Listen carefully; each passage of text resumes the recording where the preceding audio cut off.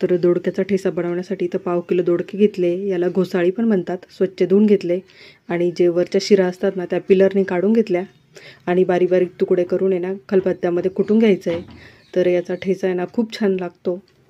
तर असं खलबत्त्याने जाडसर ठेचून घ्यायचं. त्यानंतर मग 4-5 मिरच्या, लसूण आणि व्यवस्थित बारीक असं कुटून घ्यायचं खलबत्त्यात जाडसर. त्यानंतर 2 बारीक कांदे ना कापून घेतले आणि थोडासा शेंगदाण्याचा कूट. त्यानंतर मग कढई ठेवली आणि कढईमध्ये अंदाजानुसार इथून तेल घेतलं. त्यानंतर जिरे मोहरी टाकली आणि आता कांदा परतवून घेते.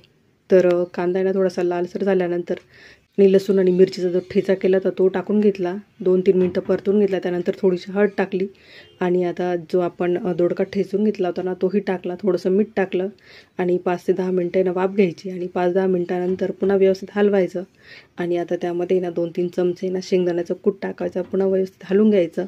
तर मस्त असा दोडक्याचा ठेचा तयार झाला.